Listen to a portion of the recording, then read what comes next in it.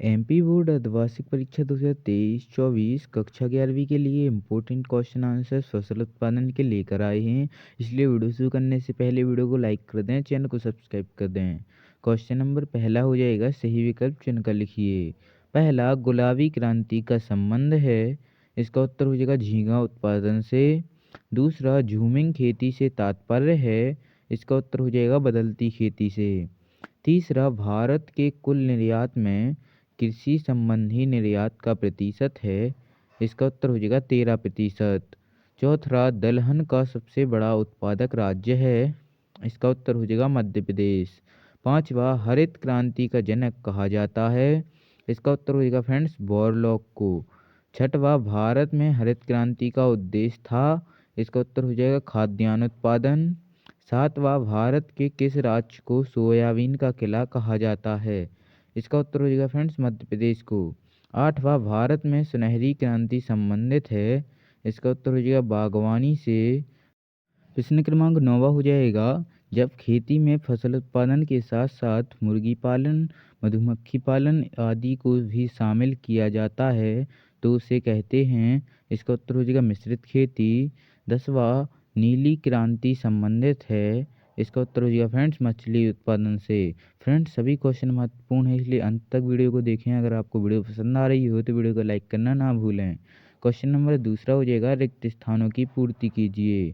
पहला, 2003-4 में भारत में लगभग खालिस्तान मिली टन चीनी का रिकॉर्ड उत्पादन किया हुआ है। इसका उत्तर होगा 20 मिली टन चीनी का रिकॉर्ड उत्पादन किया गया है। दूसरा, फार्मिंग सिस्टम के संगठन यदि फसल उत्पादन, पशुपालन एवं मछली पालन हो तो उसे कहेंगे। इसका उत्तर हो जाएगा मिश्रित खेती कहेंगे।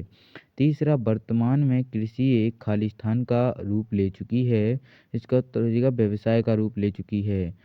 चौथा, गन्ना, कपास, जूट आदि खालिस्तान फसलों के उदाहरण हैं। इसका उत्तर हो जाएगा व्यावसायिक फसलों के उदाहरण हैं।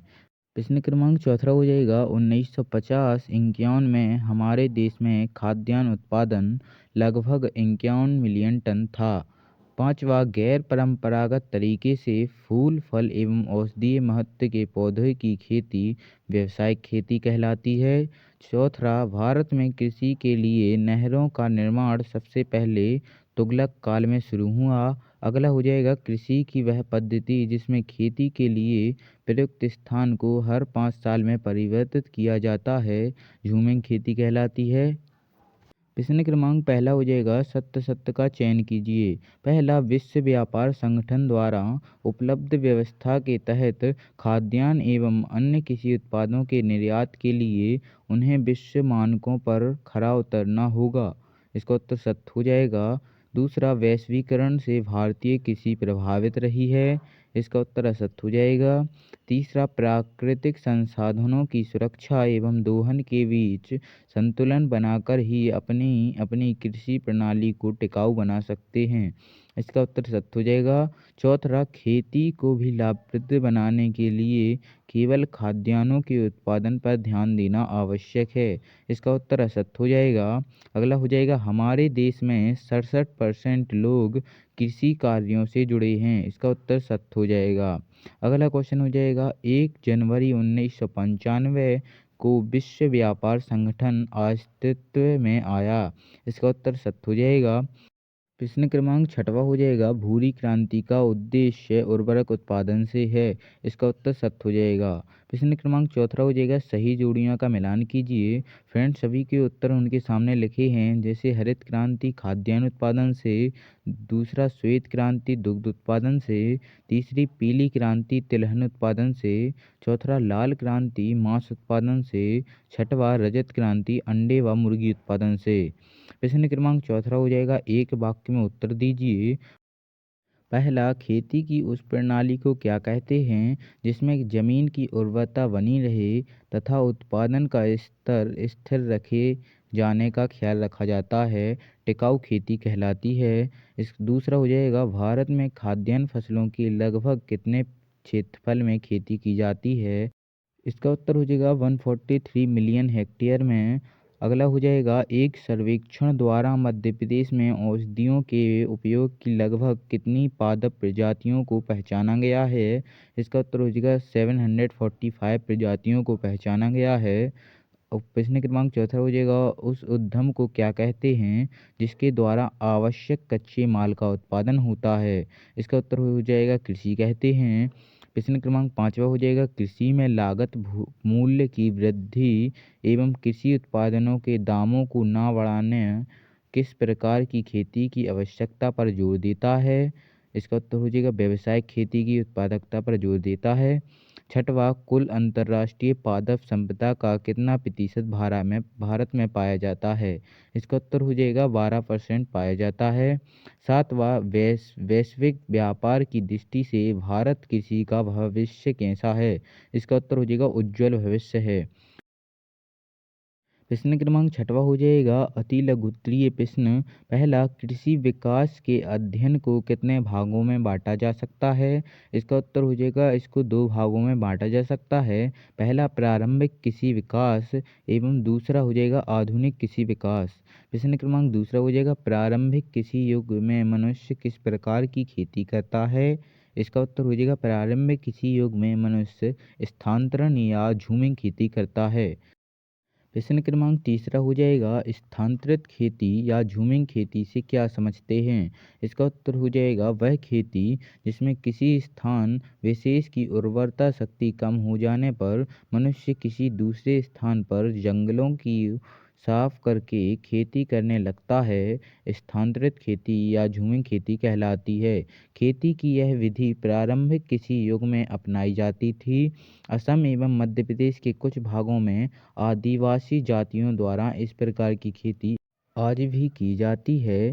प्रश्न क्रमांक चौथा हो जाएगा, कृषि का अर्थ बताइए। इसका उत्तर हो जाएगा, कृषि या एग्रीकल्चर शब्द की उत्पत्ति लैटिन भाषा के शब्द अगेर या एग्री एवं कल्चरा से हुई है, जिसका अर्थ है मिट्टी तथा गुड़ाई जुताई करना।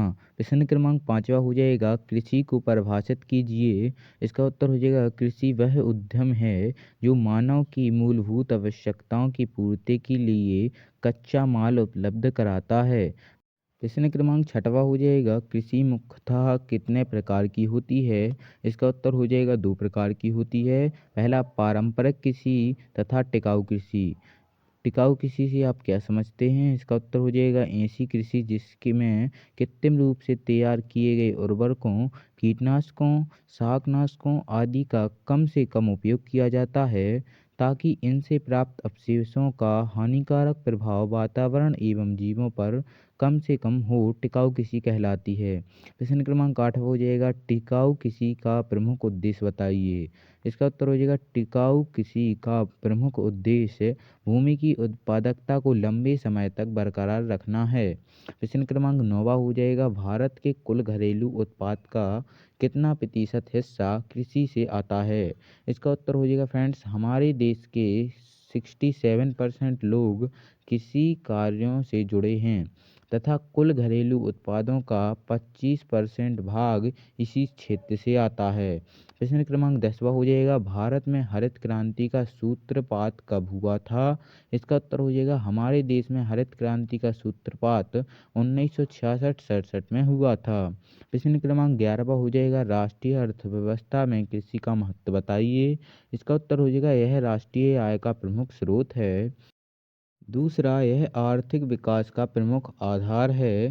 प्रश्न क्रमांक 12वां हो जाएगा, कृषि के वैश्वीकरण से आप क्या समझते हैं। इसका उत्तर हो जाएगा, कृषि को एक व्यवसाय के रूप में अपनाना कृषि का व्यवसायीकरण कहलाता है। इसके अंतर्गत खाद्य समस्या के साथ साथ कुछ उद्योगों क्षेत्रों की समस्या भी कृषि द्वारा कच्चे माल का उत्पादन करके हल की जा सकती है। प्रश्न क्रमांक 13वां हो जाएगा, कृषि के व्यवसायीकरण के प्रमुख क्षेत्र बताइए। इसका उत्तर हो जाएगा फ्रेंड्स, कृषि के व्यवसायीकरण के प्रमुख क्षेत्र निम्न हैं। पहला, खाद्यान्न एवं वस्त्र समस्या का समाधान। दूसरा, अन्य उद्योगों हेतु कच्चे माल की आपूर्ति को पूरा करना। प्रश्न क्रमांक 14 हो जाएगा आधुनिक कृषि को परिभाषित कीजिए।